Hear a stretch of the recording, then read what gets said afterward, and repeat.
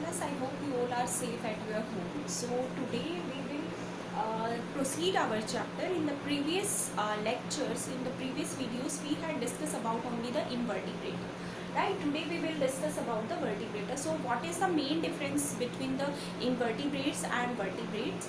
Actually, invertebrates are those organisms which like do not have notochord, which do not have vertebral column, which do not have backbone, simply you can say that, right? So which do not have backbone, vertebral column or notochord are called invertebrates, and in opposite to invertebrates there are the organisms which have capability, which have notochord or backbone and vertebral column, you can say that. So the organism which have present this notochord, vertebral column are called vertebrata simply, right? So today we will discuss about the vertebrates and different classes of the vertebrates. So vertebrates are the organism which have notochord, which have dorsal nerve cord. Dorsal nerve cord means they have well developed nervous system simply, right? Nervous system is present at the dorsal part of these organisms. Triploblastic means they have three germ layer. What three germ layer? Ectoderm, mesoderm and endoderm. These three germ layer have capability to like simply you can say that to form all the organ of the body simply, right? They have paired gill pouches.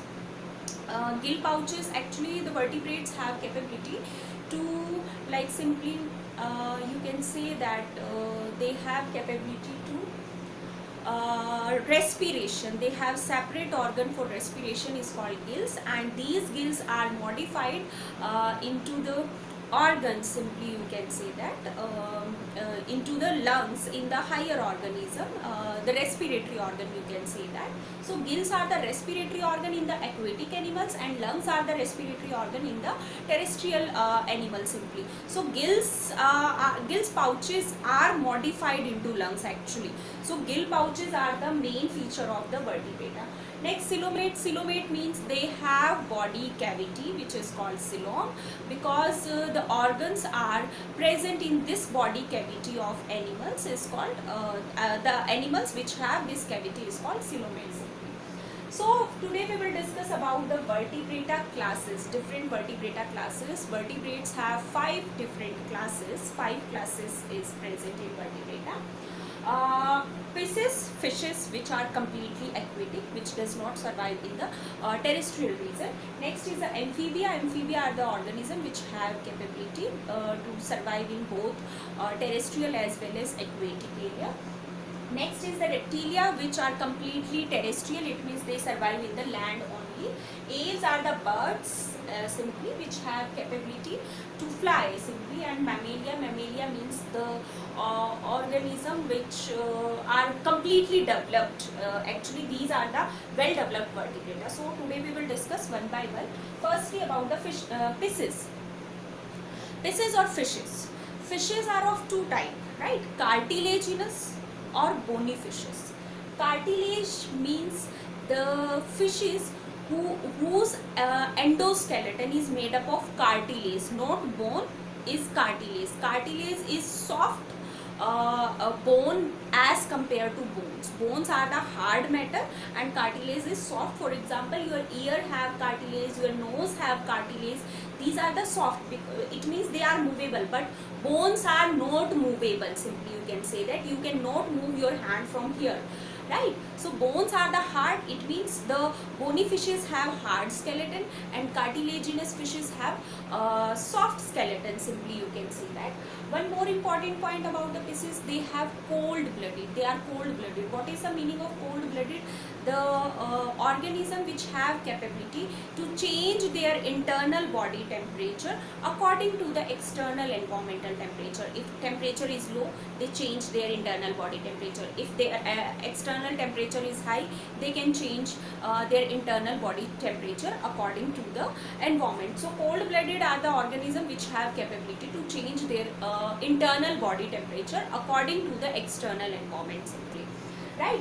Next is the next point about the fishes, they have fins, because they don't hand and legs are not present, but their hand and legs are modified fins. They have fins because their body is streamlined, and because of their streamlined and fins they can easily swim in the water, simply you can say that. So fishes have fins, and they have streamlined body, and one more important thing, their skin is covered with scales, where scales are present on their skin, right. These scales actually, you can say that because they are aquatic, so they protect the fishes from the endoosmosis. It means water does not enter in the skin with the because they are aquatic, so endoosmosis takes place. So these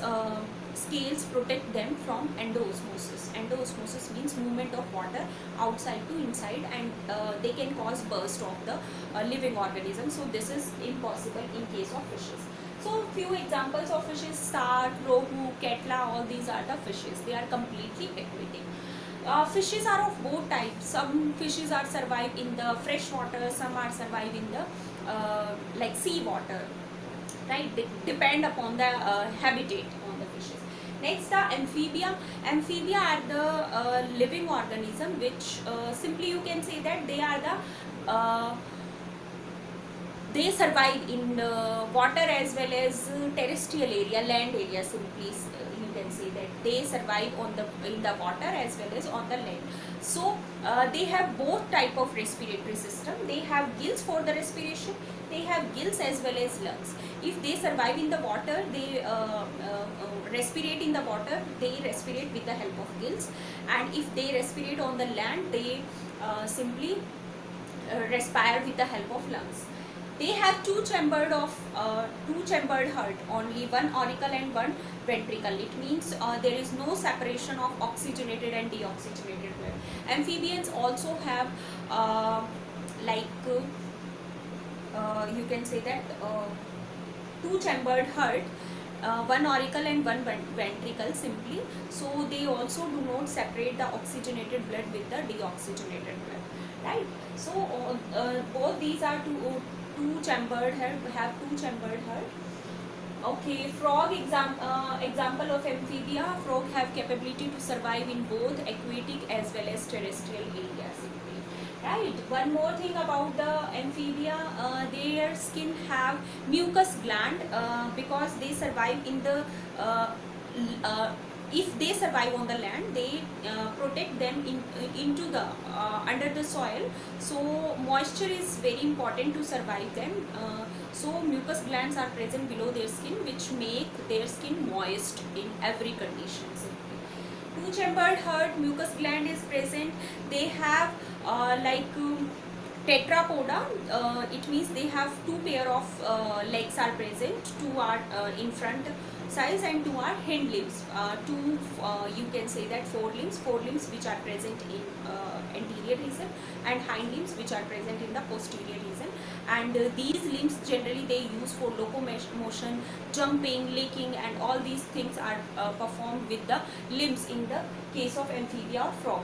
Next is the reptilia.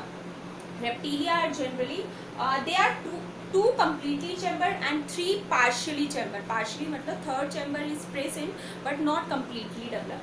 But in case of reptilia, three chambers are complete, right? But exception is there in case of reptilia. There is crocodile. Crocodile have completely four chamber. They have three complete chamber but fourth partial chamber. It means fourth chamber is not developed in reptilia except crocodile, right? One more thing about the reptilia, their skin is very dry. No mucus gland is present. All these are cold-blooded. Cold-blooded means which have capability to change their internal environment according to the external environment. So all these have different environmental internal have capability to change the internal simply internal body temperature, you can say that. So crocodile is an exception in case of reptilia simply. Next is the apes. They also have four limbs for the locomotion.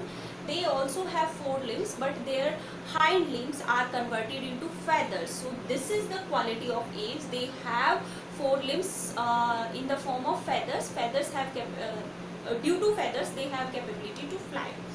simply. So aves are warm-blooded. These two are warm-blooded. These three are cold-blooded. So these are the warm-blooded animals which do not have capability to change their internal temperature, internal body temperature according to the external environment. They do not change their internal body temperature. Aves have feather, one important quality. They have beak-like structure. Beak is present. Teeth are absent in case of aves.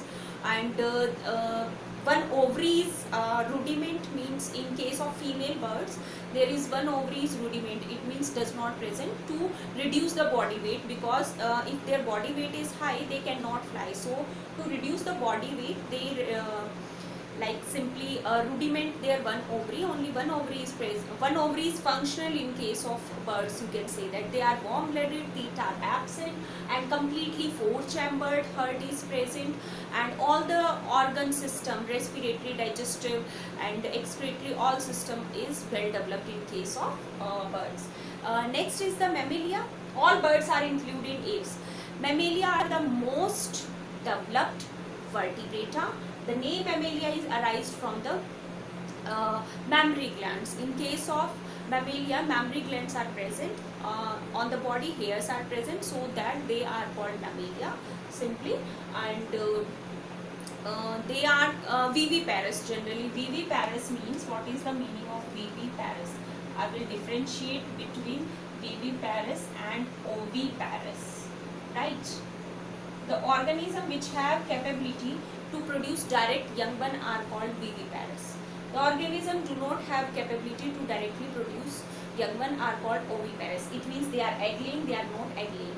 But there is exception in case of mammalia. There is a few organism, for example platypus and echidna.